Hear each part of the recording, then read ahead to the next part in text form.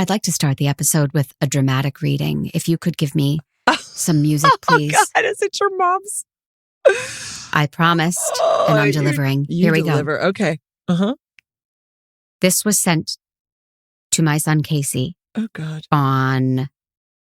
The date's not important. Here we go. Hi, Vase. A. Hi, Casey. This is Nanny. I'm doing a voiced text message to you for the first time I ever messaged anyone in my whole life. Let me know if you get it. I love you. Bye. Love, Nanny. Oh my God, no.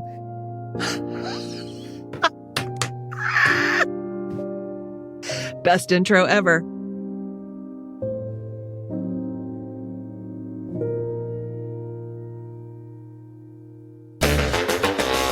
Welcome to the Mandcave, the only podcast hosted by two best friends with nothing in common except their names. I'm Mandy Kaplan. And I'm Mandy Fabian. Every week we share ridiculous text messages. We talk about movies. We usually disagree, but I don't think we're going to this week. So grab your couch. Let's get to it. Cut this shit. Yeah, that's my mom's first text. And I have another one that I will share down the road. Or maybe I'll put it, I won't do a dramatic reading. Maybe I'll just put it in the Discord for only Fandys. Oh. That's what I'm going to do. Yep. Elitist. Can I tell you a funny story about the last text message I got from my mom? Yeah. The most recent one. Now, I don't Hilarious. know. Fandys, don't get sad. Okay, you guys, look, it's all okay. But my mom did pass away, but she's very much, if you were ever going to be haunted by anyone, I think we can agree it would be my mother, right? She sassiest ghost. Yeah. Sassiest ghost ever. She's passed on, but she is still very much here. And she likes to play practical jokes. And there was this one time I got a message on my phone from my mother's account, right? And it was, Mom, come down here. We're all waiting for you. Or something like that. Come down here. We're all waiting for you. And this is presumably from my mother on the other side saying, right. Yes. Yes. I was like, for a second, I was like, what the hell is happening? Like, how is my mother texting me? Okay. Right. So what it was it was one of my kids on my mom's iPad.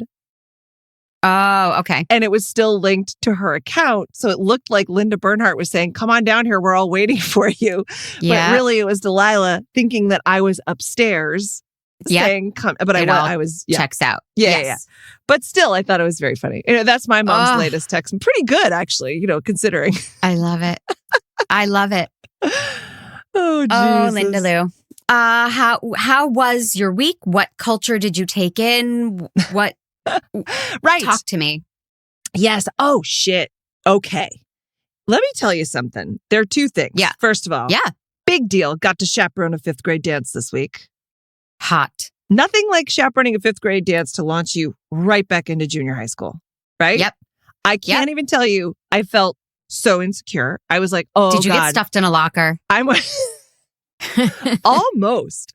Nobody asked me to dance for like the first 45 minutes. I had to go out there and dance all by myself. And for some reason, my daughter was annoyed. But I was like taking it back. I handed her a copy of Glennon Doyle's Untamed and said, someday you'll understand. Yeah. No, it was the weirdest thing where all of a sudden I was like, I don't know how to talk to the other moms. I don't know how to, I'm not dressed right. I had an actual, I got real busy, readjusting the fruit platters and maybe putting together the little plastic things. Cause the best thing to teach the next generation is to use hideous amounts of plastic just for your fun and convenience. That's always a great thing. I was totally on board with that I sponsored the dance. Shut up. With ExxonMobil. I did. Oh my God. I know we're going to have a commune called Mandyland, but we're going to have some serious, some hard conversations before we get there, Mandy. Hard conversations. Well, we continue and then remind me. So, but then after the 5th grade dance, no joke, this was a totally random last minute. I was a very selfish mother and I ditched my daughter at the dance 45 minutes early to go to Tears for Fears with my husband. Oh, right. Mm-hmm. And that was maybe one of the top 5 concerts I've ever seen in my life. And I would never have guessed that. Go. What? Will it shock you to know Tears for Fears is in a very specific bubble? They are not as bad as Rod Stewart, but they are in the Steve Winwood category of I cannot listen to them. Oh, no. Yeah. Well, they weren't like my favorite band. Like when Patrick said, do you want to go see Tears for Fears? I was like, no. Like, I don't not want to go to see them, but I don't want to go see them. No kidding. No, it was like, okay, I also don't listen to Bruce Springsteen for fun. Right. Right. But when you go to a Bruce Springsteen concert, you recognize you're like, oh, I am seeing a shaman.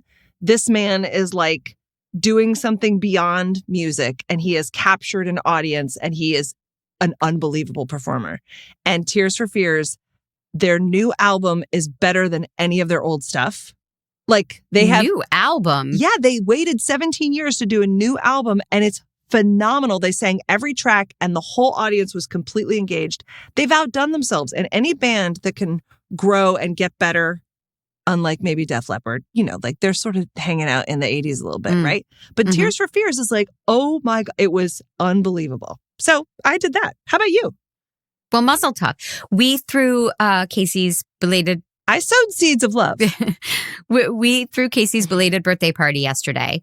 And, I'm really in touch with what 12-year-olds want. So I chopped up celery and carrots and stuff to serve. Or Jer chopped up the celery. And then he had the celery tops. And he was walking around the kitchen and he's like, I wish I knew what to do with these. Like, I wish I could make a stock or like, because you're not supposed to waste food. And I said, give them to Mandy so she can compost them. Oh, but he did not. But I was going to yep. So we are halfway there. Like we're almost to the commune already. Yeah. And then I bought a Hummer. So it's, I got to stay balanced. I got to be me. You could also, I will take all of your celery. I'll take all that stuff because I'll juice that stuff. I make juice. But the tops, the leaves, the celery leaves? Oh, the whole shebang. I didn't know that. Yeah. Oh, I didn't know that. I did try celery juice because I've heard it's so good for you and I couldn't drink it. I love celery. Yeah. But I bought some and I was like, oh, I can't do this. No, I don't make just celery. I do the I put apple, ginger, lemon. Oh, yeah. So good. Yeah. Sounds right. It. Yeah. That sounds right. Yeah. All right. Look at us. Healthy, cultured. Well, we have to eat healthy so that our hearts won't stop. Ha! Good segue. Oh, nobody saw that coming. That was great. Can we just give me the title of Queen of the Segway? Is that a title? It is now, babe. It is now. Thank you so much. Yeah. We watched Heartstopper on Netflix. Very appropriate for Pride Month. Heartstopper is, and you know what? Enough with this showing the trailer thing. I think we should act it out. You know what I mean? You just want to make out with me. Heartstopper is like the very best of, it's not cheesy and it's not super cool and inaccessible. I feel like it's in that John Hughes, but not as funny, like the sweetest, most heartfelt, like it's a rom-com, but maybe not even com. Like it's a sweet romance. It's a gay coming of age. Yeah. Very LGBTQI focused. Yeah, it's a love story between two boys. And they're in high school, or is it junior high school? What do you think? Junior high school, I think. High school. And they're in London and everything is better in London. They talk prettier. Their schools are prettier. They wear great uniforms. The boys, as horrible as they were, also were wonderful because they're British when they're heckling each other. So much better, you know? It was written and created by Alice Oseman based on her novel. Okay. So I want to acknowledge that. And I can sum up how I felt about it with one very short word. Yeah, what is it? Blah. No, I'm going to punch you in the face. There's no way you did not love Heartstopper. What the fuck? Did you watch the whole thing? I got explicit early. I can't believe it. I watched 3 episodes, but I started last night. I do know that. So I only had like an hour and a half. But I watched 3 episodes and I would go right now out of this booth and watch the rest of it right now. Okay. How much did you watch? 2 episodes. What? 2 episodes. Oh my God. I was exceedingly bored. What the fuck? Oh my God. To me, it felt like watching something I've seen a million times. What? Where? It's like, to me, it felt like a John Hughes movie, but not funny. I didn't laugh. I wasn't charmed. I guess that's the problem. It was a well done show and it's really well acted, right. But I was not swept away. I was not charmed at all. The one moment I found charming, they use a really cool animated device that I've seen in Mitchell's versus the Machines. It's the same exact thing. So it felt very derivative. And there was the one of the girl in San Francisco who was a drawer, the Diary of a Something President. No. There was a movie that had that. Confessions of a Teenage something. I don't remember. Anyway. Yeah. Okay. So Pete, there was one scene I really liked I didn't even really like the scene. I liked the device. If you could play in the first episode, minute 14 to about 14:30. Thanks. You play the drums? Yeah. That's so cool. Thanks. So, I had something I wanted to ask you. Charlie, I wanted to tell you that I'm gay too. And I'm in love with you. Do you want to go out with me? I want to be with you forever. Do you want to join the rugby team? What? I thought that was really cute and charming, and I don't think any other moments made me go, "Oh, that was cute and charming." Am I heartless? I'm heartless. My heart did stop. I think your heart did stop. I mean, so let's go with that was a terrible title. But I honestly was like, my heart was stopping the whole time because I couldn't believe how exciting. I was like on the edge of my seat. My Aunt Myrna, who's visiting from Florida, shout out to Myrna, was watching it with me. And like, we were loving it. I was dying because I thought it was, first of all, you have this kid who's the only out gay kid in his school. That's super tense. And I could only imagine, this is what I liked about it. You're right in that I've seen a bunch of high school crush kind of things. And literally, you didn't see this, but at the end of the 3rd episode, he literally shows up at the kid's house having run over in a rainstorm. I mean, right? He opens the door and he's drenched in a full hoodie. Like he has to say that he has his feelings for this kid. It's so slow, but that's what I love about it is it feels so real. Like, so it's this kid who's struggling with he is the only out gay kid and he gets bullied. And then there's this other kid who he's kissing with, but who's homophobic and he can't describe his feelings. He has a girlfriend. His name is Ben Hope. Yeah. The mean kid, right? Yeah. But he's also not played as like, he's confused. He thinks he doesn't want to be gay. Andrew McCarthy in Pretty in Pink. Yeah. He doesn't want to slum it with Andy, the girl from the wrong side of the tracks, but he has feelings for her. Yeah. Yeah. And so not so original. I'm just saying. But it is original in that I don't think enough gay stories get told. I mean, it's the sweetest, like, it's a love story. And I find those to be more rare than the straight ones. And so the fact that it's 2 boys having this innocent crush, hands brushing, and then the little animated electricity that comes off of that. And I also love this idea of the popular rugby kid exploring whether or not he might be gay. And it's done in such a sweet, non-homophobic way. Like he's actually, and this is what I thought was interesting. His mother would be totally cool with it, right? His friends, who knows? His mother's Olivia Colman, right? Yes. Like, is his name Nick? His name is Nick. Is the rugby player. And it is English law that you must feature Olivia Colman in every project you make. Well, so she makes it better. Yeah. Yeah. She's there. We're hoping for not awards in the first 2. I barely saw her, but yeah. Yeah, she gets a little, maybe her part gets a little bigger, but she's just so good. Why not, right? Plus, I feel like Olivia Colman's friends with everybody. So there you go. If you're not working, it's because you don't have enough friends. That's a theory that I've always had. So I clearly am friendless. I'm not working nearly I was going to enough. say, well, yeah, make those connections. So after this, I got to go podcast with a couple. I'm trying to build relationships, I support that. I don't want to sound homophobic or you're not I know homophobic. I get it. This show is sweeping the world. People love this show. Yes. I think it was oversold to me by Facebook posts like the ever-present and irritating this period is period everything period, right? Like I saw so many of those posts. Yes. People in my life are like, oh my God, Heartstopper. Yes. So I thought it was going to grab me. I thought it was going to be more innovative and not like, oh, it's the same story I've seen a million times, but with gay characters. Right. Which I think is the thing that people are so excited about. Like, I haven't seen that story with gay characters enough. Right. Enough is absolutely the correct word because we love Simon. Yes. And then I did watch Love Victor, the episodes of the TV spinoff, the sequel to Love Simon. So I don't know. I wanted this to shake it up and be more earth-shattering.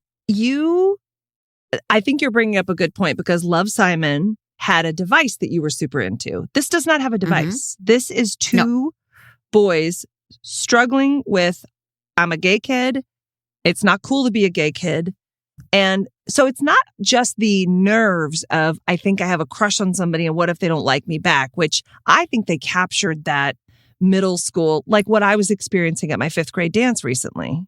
You know? Yes. Like your emotions run high, you know? It's what hard. We experience every time we do this. Yeah. We're gazing into each other's eyes. Will they or won't they? Yeah. Right? Fandy Nation is always asking. Oh, the sexual tension is beyond. Yeah. Yeah. It's not untrue that we somehow hit on each other every episode. So maybe that's the season finale. Maybe we'll podcast in the same room and anyway. And record our sweet lovemaking? Yeah. Well, it could. I don't know how much. It would be interesting. I think we should simulate it sometime because I'd be curious to know what the noises might be. That might be a fun improv.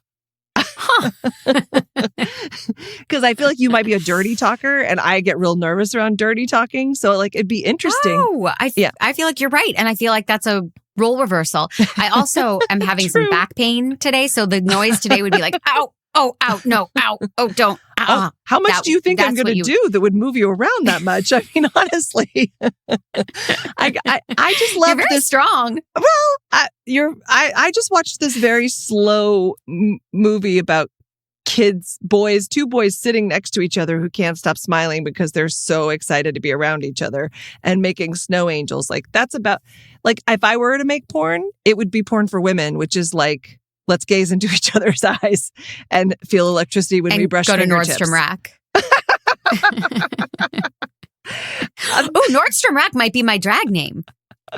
Oh, that's Rack? Yes. I'm pointing to my breasts. She's pointing to her breasts like I don't know what Rack is. Just because I go to Tears for Fears concerts, it doesn't mean I'm that old. I don't know what a rack is. Or did the kids say rack? Anyway. So the sweetness and the simplicity of it, the non-cynicism of it, I loved how it was just, there was nothing on it. There was no device. It didn't need to be anything except it's just these two kids who have all of these obstacles between them who might get to fall in love. And especially in this day and age, I'm going off because especially in this day and age where you're probably better at this than I am, but living in the world where my whole family's from Texas and I feel crazy, and my daughter's gay and, I feel very scared of that in the world. And I hate that I feel scared of it in the world now because it feels like that was 30 years ago. It shouldn't feel that way now. And so I guess I want to see this hero, this kid, this rugby kid who isn't sure about his sexuality yet or is finding his sexuality. He's already told off in episode 3. He tells off one of his rugby friends, that's homophobic. He calls him out on a comment and he meets another lesbian couple that they have decided to come out and they're okay with it. And so watching this happen from these kids' perspective is thrilling to me where you go, to be honest about things that people aren't going to like about you, that's tricky. So I guess watching it makes my heart flutter where I go, oh my God, how are they going to handle these situations? As I said before, if I had these role models before I went to my 5th grade dance last Saturday, did I mention I went to my 5th grade dance? No, did I ever tell you I played Maria in West Side Story in high school? You may have mentioned that. Touche. So yeah, that's what I thought was so breathtaking about it. So sweet. I'm so glad because Yeah. I just didn't go on the journey. I just didn't feel those things. Also, I'm but a I gay did man. do some. Nobody's a gayer man than me. Oh no, I'm way gayer than you are. Read the book less. Mandys who know us. I did. Did you I read like the book it? less? No. Okay, then you're not a gay man. I'm gayer Oh, than you wow. are. I'm telling you, I'm the gayest man on the planet. How do you think I sleep with Patrick Fabian? You know how lucky I am? Every gay man on the planet wants to bone Patrick Fabian, and I do. So you're welcome, gays. Wow. No one has ever challenged me on. No woman, married woman, has ever challenged me on who's a gayer man. Well, I will go toe to toe. we have to, we have to do, maybe not this episode, but another episode, we have to do a quiz on whether or not you're a gay man. We'll see who gets a higher score. Okay, because we do have a bonus episode coming up that we're recording on the 20th. So that'll be a gay man challenge, gay Mandy challenge. Great. Oh, I'm so much gayer than you are. Yes, go ahead. I wanted to talk about these kids that they cast. Most of them are newcomers to the industry. Like, the lead character, Joe, these kids were like plucked from obscurity and put on a TV series. The only one that I saw had like an extensive background is the bully, Ben Hope, played by Sebastian Croft, who I thought this was cool. He was so afraid of backlash that he started a Ben Hope hate club on social media because he didn't want to be seen as homophobic or anti-gay because his character is quite abusive emotionally to Joe. Yeah. And I just thought that was so savvy of him. Wow. You know, he's probably 19 or 20, but I think he was on Game of Thrones. Like, this kid has worked. So he understands the business. And he's like, yeah, I'm playing this character, but look how woke I am. You know, that's really... Don't at me.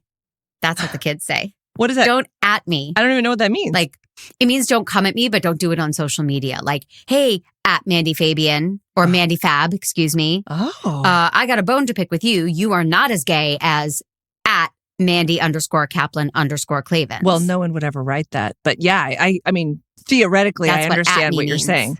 Interesting. Yeah. God, you're so street. What would I do without you? They didn't mention, there was nothing about that in the flyer at the Tears for Fears concert. And I read the whole thing. So that's interesting. That is interesting. What number readers were you wearing when you read it? Are you up to like an 8? Yeah. Well, yeah, I have, well, and I have that microscope, that magnifying app on my phone too. Oh, good. Yeah. And the flashlight, because you can't see in those dark places. People love when you whip out your flashlight in a concert like that. That's really... Definitely. Yeah. What I thought was interesting is I thought he did a really good job playing that character, actually, because when he was kissing him and being like, I'm trying to figure out how I feel, I didn't get that he was homophobic. I mean, I got that he was terrified of being gay, which is homophobic, but because he probably is gay, it seemed more like an internal struggle for someone who's trying to deal with his feelings, and rightly so, because, if it was a different world in this piece, right? If it was a world where there was no homophobia, then that would be different. But since he's kind of just going off the cues of all the other kids and that's part of it too. Like, the whole reason that we're even thinking of any of that, like, I remember the first time Abby heard some homophobic thing. Oh, it was Bend It Like Beckham. I don't know if I told you. Oh, we talked about this maybe. No. Well, in Bend It Like Beckham, there's this character who's a great soccer player, and her mom is terrified that she's a lesbian. And there's a lot of humor that's derived from that. It's the main girl, Keira Knightley's mom. Okay. I think, yeah. And she's really, really she's super girly, and she's really worried that her beautiful daughter, Keira Knightley, is going to turn out gay because she likes other soccer player girls. Mm-hmm. And it's funny because it's very exaggerated. And of course, Keira's not gay, so everything's okay. But from a gay girl's perspective, Abby's watching this and she's like, I don't understand. Why is that funny? Right. Which is perfect. Or why is she afraid?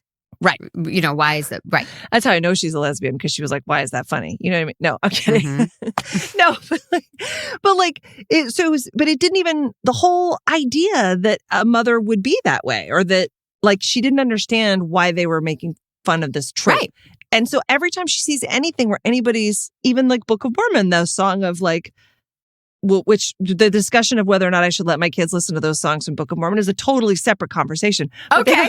But the Turn It Off song, we crack up hysterically laughing at that song. But it's all that whole thing about like, you know, find the box that's gay and crush it. Which she laughs at that, but there's also, when she first heard it, she was like, I don't understand. Because to her, I don't get it. Right. Yeah. So I guess that's the thing, is like, I think slowly, osmosis-wise, she's going to learn about homophobia. It's going to know that it exists, and that really sucks. And I wish that didn't happen. My prayer is that she learns about it as a thing of the past. I know that's lofty.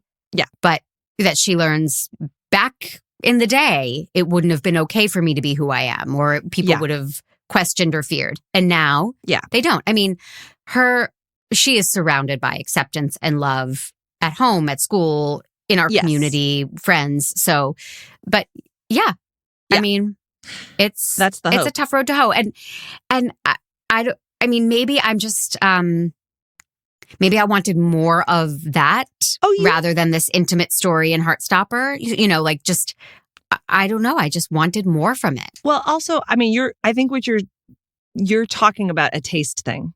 It's not really the content. It's the fact that it was a very simple love story. Like they didn't break the mold of storytelling or offer a device, or plot wise, there wasn't much more than they sat next to each other. Then he texted his friends about it. You know what I mean? Like plot wise, you are generally more of a plot person, I think, right? Yes. And so that's just a taste thing. That's not. You could just watch My Dinner with Andre all day and just get out your action figures and reenact it. Yeah, I love talking. I do. I love the talking, and I love the emotions. Well, it's interesting that you mentioned texting, because I wrote in episode 2, there was so much texting. Yeah. And as an old lady, I watch it and I'm like, it seems like lazy storytelling. And as writers, we have written texting into our scripts. You just have to. It's the world we live in. It would not be realistic for people to like visit each other to ask a question, right? To knock on doors and ding dong, I came for a visit. So I know it's the world we live in, but I wanted them to cut it out. Like I was like, couldn't he pick up the phone and call a friend? Or couldn't there be a bump in the hall where these things are said or something? That's a show don't tell thing that bothers me. Oh my God. The amount of texting. You are such an old lady. This is maybe the first time you're older than I am with pop culture things. No, but here's what I thought about that they used the texting. I thought they did it really well. The timing wise, I didn't feel like, oh my God. I didn't feel like I was reading. They had the split screens and they did it really fast. And what they really, really used it for a storytelling device, which I don't think I've seen a whole lot, was the whole like, what do I say? Like they would show, I'm going to type this, delete. I'm going to type this, delete. I'm going to type this, delete. Oh, yeah. And I loved that. Oh, I don't know. Maybe because I was invested in their story and how awkward and how they were trying to find each other. I mean, that's the thing. Like, you know, from the get-go, the first time that the kid Joe sees Nick, it's like bells practically go off. I mean, he thinks he's beautiful.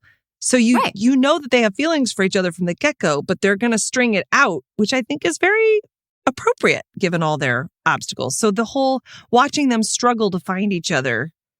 Right. That's the one thing. It's such a slow burn. Yeah. Yeah. I wanted them to bang. Like just get right to the banging. And I'm talking about children. Oh, I know. I know. This is only going in one direction, you know, and I just hope that Casey warns his friends about you. That's all. Yeah. Well, I hope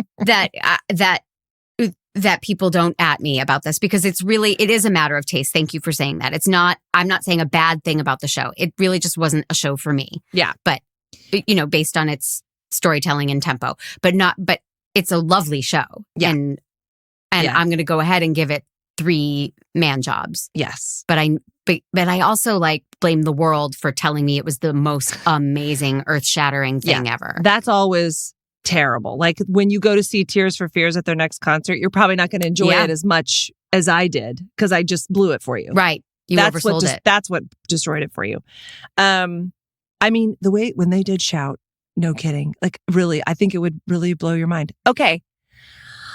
I'm going to give it 7 man jobs to make up for the 2 that you did it because I loved it that much. Like, it was such a sweet, lovely, loving. Like, I was squealing with delight at all of the, oh my God, they're playing in the snow and making snow angels. And oh my God, like, I wrote snow montage, blah. See, I loved it.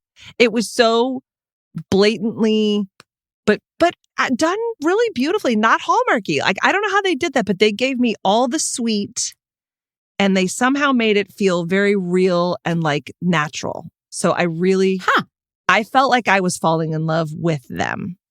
And since It was like too grainy and Britishy to be Hallmark, but yeah, it's not a bad like I've never been in love. Parallel. So it's really nice to, feel Breaking that news. emotion with these. Okay, great. Well, there we go. There's the man jobs. All right. I'm very excited about the game. I'm just going to give you a sneak peek. What was that? I missed it. You got frozen. Oh, our game. I'm giving you a sneak peek. Okay. It involves a deck of playing cards. Are you going to do close hand magic with me? Holy shit. We're going to play Gin Rummy. But first, I'm going to tell everybody that Mandcave is a production of True Story FM, engineering by the amazing Pete Wright, and music by the amazing Ian Post. Yeah. And we love and need reviews. So if you're listening on Apple, it's Apple that you could do the reviews. Spotify, you can leave 5 stars. Yeah. Or the highest rating, but you can't write a review about how much you love us. But if you're listening on Apple, I talked to a few people this weekend who are like, oh, I love your podcast. I listen all the time. And I was like, that's so sweet. You have not left a review. I didn't say it, but that's what I was thinking. Yeah. So if you are one of those people who's like, oh, I totally listen, leave us a review, give us a shout out, and we will appreciate it. We do appreciate that you listen, but it's more important to us that you tell other people that you listen. Like, it's really about popularity for us here. You heard my story about the 5th grade dance, so don't leave me, having to talk to the not cool moms. You know what I mean? Because there were cool ones. Anyway, assuming her name is Nancy. Also, please, I'm sorry, Nancy. We would also love to hear from you, talk to you. We got some really great suggestions for some of our future stuff on the Mandcave, the Discord channel. So you can go to mandcave.com/Discord. Check us out. There's a community channel. There's a members only channel, How do you become a member? I'm so glad that you asked. You go to mandcave.com/Fandy. That's FANDY. Be proud to be a Fandy, guys. It's Fandy Pride Month. I mean, I think that's what the Pride Month is about, right? It's about being a Fandy. I feel like that checks out. Thank you, Pete, for arranging that, because there was a parade Sunday in our honor. It was crazy. Yeah. And we've got merch that you can wear to these parades. We really should have a Mandcave Pride Month. That'd be really Fandy Pride Month. Mandcave.com/merch and get your t-shirts and your turtleneck sweaters. I'd like to see some more of those on there. There's coffee mugs. Basically, just it's real fun. And I know every time I put mine on, it's like a journey into Mandy's mouth. Journey is almost on that list with Steve Winwood and. You can't ever say. No one will ever. Kidding. I was going to say. No, I'm just kidding. I'm kidding. I saw an opportunity. And Steve Winwood is a genius. Okay. Please, validate us, love us, join Fandy Nation. Okay, I have here. Bring me. Go ahead. Moist. I love moist. You can't hurt me with your words. I love words. Oh God. Okay, I have put the 4 jacks out on my desk here. Okay. The first jack is the hearts. The second one is the diamonds. Yeah. The third one is the clubs. Uh-huh. And the last one is the spades. Okay. You are going to assign a person in your life to each of these jacks. And here's how we're going to do it. Fun. The Jack of Hearts is someone you are currently in love with. Mm-hmm. The Jack of Diamonds is somebody you used to be in love with. Oh, God. Okay. The Jack of Clubs is a friend. And the Jack of Spades is somebody you hate. Oh. And these are men because they're jacks. Okay. I mean, they can be non-binary if you need. But, and then I will be able to answer questions about these specific guys. Okay. So I should probably write down the guys because the way my brain works. So who is a guy you are currently in love with? I'm laughing because I'm like, wait, what are the names again? The Jack of Hearts and kidding. I know I know the 4 suits of a card. I'm just kidding. All right. Jack of Hearts would be the lovely and talented Patrick Fabian. But I really could have said anyone. Dodged a bullet there. Who is somebody you used to be in love with? Jack of Diamonds. Josh Duhamel. These have to be people in your life. Hey, I had breakfast with him one time. No. Okay. Somebody I used to be in love with? Yeah, it makes it more fun if it's like a real person. I was in love with a mutual friend of ours. I'm going to say it. Ready? Eddie Gamera. Aww. In college. Aww. Yeah. Who is a male you like as a friend? I like Jeremy Clavens. Good choice. And who's a guy But I also hate? really want to bone him. You know those friends that you're just like, oh my God, I just want to get on that. And it's not making you uncomfortable. Oh, I see. It doesn't make you uncomfortable. Okay. No, because I'm giving it back to you. For you, not for Patrick. Okay. Who do you hate? Oh, a man that I hate. Does someone have to be in my life? Oh, okay. No, this could be like a famous person to keep it safe. Yeah. Can you imagine? And don't mention children because I've learned the hard way that you can't bash children on a podcast. Okay, someone that I hate. Yeah. I think it has to be Governor Abbott. Mm-hmm. Great choice. Yeah. Okay. Now you can ask me questions. Who is the best blank? Who is most likely to blank? Okay. And by flipping the rest of the deck, you're amazing. I will be able to tell your future or the truth behind these guys. Oh my God, this is an epic game. This is in my wheelhouse. Like I'm a tarot girl. Holy shit. Okay. Oh, right. Wait, I'm going to ask you questions. Who's most likely to blah, blah? Yeah. Okay. Which one is this? Or who... Okay. Who's thinking about me right now? Who's the best kisser? Who's whatever you want. Oh, I see. I'm going to ask. Okay. Like I can ask, when is Governor Abbott going to not be governor anymore? No. I have to ask a who. Which one of these? Okay. No, I got it. I'm learning. Okay. Mm-hmm. Who am I most likely to road trip with? Is that? Okay. Yeah. That's great. Here we go. I'm going to tell you. It is Eddie Gamera. Oh, but he just actually completed a lifelong goal of visiting all 50 states. It's cool when people do that. My aunt has done that. But now I'm wondering, like, where are we going to road trip? Because I mean, everything will be a repeat for him, and I don't do repeats. But I'll come to my house. Yeah, I haven't seen Eddie in years. Well, I've seen you in at least 3 different states at your house. Hey-o! Emotional mental states, right, guys? Am I right?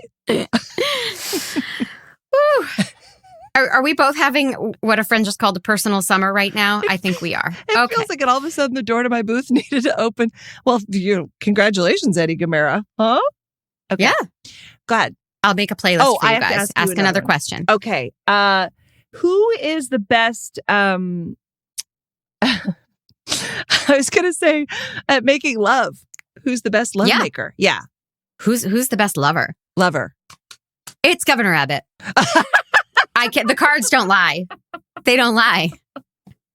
Well, I guess I'm going to miss that boat. Oh, too bad. Mm-hmm. Okay. All right, great. Who's the best musician?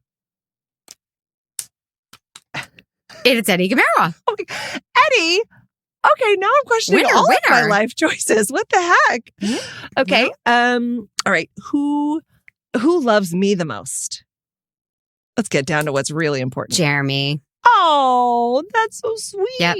Okay. And wait, I should say that the reason I chose this game, I didn't even attach it. It's because this is what we used to do in middle school to tell our futures. And we would do this. It's like that MASH game on paper, but this is the the clever, less work way of doing it. Okay. Right. But about as accurate as we can tell from the Yes. Yeah. Governor Abbott being the best this lover. is fact. Yeah. Yes. Jeremy loves you more than Patrick. And Governor Abbott is a tiger in the sack. Okay. All right. Next All right. question. Next question. Let's see. Who would be the best father to my children, my future children, the ones I'm going to have after this hot flash? Patrick.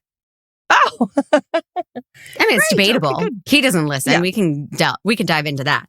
Yeah. He's doing pretty well with the first two, but I don't know if I would do it again with him. You know what I mean? Yeah, no. Round 2, you got to shake it up. Yeah. Who would cheat on you with me? Oh, Huh? yeah. Who is it? Not Abbott. Patrick. Oh, God. Oh, wait a second. This adds a whole wrinkle. But does it? We were just talking about Mandyland is going to be a pretty fun place, huh? You know what I mean? Our commune slash kibbutz. Yes, we get to make all our own rules. You love rules. It's going to be great. I do. Yeah. Okay. What other questions do you have? I have half a deck left. Oh, okay. Which one is like the next Messiah? Like who is trying to tell us messages from a prophet? Mm-hmm. Oh, prophet, like Mormon. Like who's my prophet? Patrick. Oh, well, that makes perfect sense. Yeah. Total sense. Hang on, let me text to make sure he wants me to finish this podcast. You know what? He's probably busy profiting something. Okay. Who, let's see. This is great. I mean, this is amazing. Mm-hmm. Who was bullied as a child? Eddie. Oh, that's why. Sorry, Eddie. I'm sorry, Eddie. Probably all of them, though, if we're honest. Yeah. Who wasn't? Yeah, that's a good. Well, Patrick probably. He's had a pretty sweet deal. Did we do who's the best kisser? Oh no, we didn't. See, I don't know the right questions. I go deep, right? I'm like, well, I just want to. Yeah. Okay, yeah. Who's the best? I want to know that. Yeah. Uh-oh. We don't do not have a lot of kissing in your future. Jeremy. Okay. Fantastic. Wow. Okay. All right. Who's the most romantic? Oh, no, you have one. I'm sorry. No. I'm taking over like a real Kaplan. The romance one is good. See, I was going to go the other way, and I was going to say, like, who's going to be the richest? Oh, let's do that one first. Okay. That's more important. Yeah. Who's going to see if I'd pick Josh Dumas? Patrick. Oh, well, there you thank God. Okay, so now I'm not questioning my choices anymore because good father, Messiah, wealthy. Yeah. Those are the qualities that you want in a life partner. Okay, now who's the most romantic? I like that. Yeah. Eddie. Oh my God. He is really doing very well in this. Yeah, we're gonna find out if he listens to this, if he listens to this week's, because he's featured. Yes. Okay. Yeah. We should probably know who's got the biggest sense of humor. Yeah. Depop. Oh, Depop. Right. The biggest dong. Are we ready? Biggest dingle. If it's Sorry, Abbott, Jer. I'm going to die. God, no. Who's the most hung? Who's the strapping lad who is going to light my Marlboro We'll fire? never know. Oh, we're out of never cards. know. It's going to be a mystery. We're out of cards. Well, you know what? Because I love the Fandy Nation, I will go attempt to look at all these men's penises. I'm going to, I think a quick Google do a little search. research. Yeah. Yep. Or, I plan to go to Texas in October. I'll figure, we'll figure that out. I'll try to get close to it. Okay. That's a lie. You're calling Governor Abbott it at this point, which is accurate. I honestly threw up in my mouth. I threw up so much just thinking about getting anywhere near it. It's hard. Okay. Think about Mitch McConnell's penis for a second. You're welcome. Do you know I'm obsessed with trying to imitate Mitch McConnell? Do you know this about me? Please do. Every time I hear a news clip. That is fucking spot on. My God. I know. Why are you not doing a one-woman Why are you not doing a Mitch McConnell one-woman show? It's coming this fall. Yeah, please. I will produce it. I will executive produce I'm calling that it shit. Turkey Waddle. Okay. Yeah. What am I doing? Oh, okay. I don't know how you're going to feel about this, but I'm hoping we can do this together. Well, then I love it. It's very meaningful to me. I don't know if you know my long and storied history with this franchise, but you and I are going to find some time to go to a movie theater and go see Top Gun Maverick. Okay. I've never seen Top Gun. What the actual fuck? Are you fucking kidding me? Okay, no, fuck you. But I will totally see Top Gun Maverick because people are loving it. And I'm curious. No. Okay, this is the busiest week on the planet. We may have to hold this one and do a double something because here's the thing. No, you are sitting with me and we are watching Top Gun and then we're going to Top Gun Maverick. So it has to be we have to clear a day. Okay, this week, Top Gun. Okay. This week, original. All right. And then yes. Yeah. Next week or 2 weeks, Holy Top shit. Gun Maverick. I don't even have to watch Top Gun. I don't even have to watch. I practically have it memorized. I could tell you, I can quote scenes from it right now. But I will watch it. And I want to watch it with you. Take me home or lose me forever. Oh, show me the way home. Show me the way home. Well, wait. Do you just want to assign me Top Gun this week and I'll try to watch it? Okay. I guess, and then, yeah. We can go see Top Gun Maverick. I can squeeze in Top Gun. We'll make it happen. Okay. We'll make it happen. Oh, God, it's so good. Suzanne, could you get our schedules together, see if that could work out. Thank you for the Mandys for allowing us to hire a new secretary. Yes, because I want to be topical. I want to go see Top Gun Maverick while it's still all the rage. Okay. It's, there's enough Top Gun to go around. And you might be able to cook or something while you're watching the original Top Gun, but you have to stop whatever you're doing for the volleyball scene. That's all I'm going to say. Okay. Fair enough. Thank you. This is lovely and fun. Well, it's because I love you. Heart-stopping love. See you next week.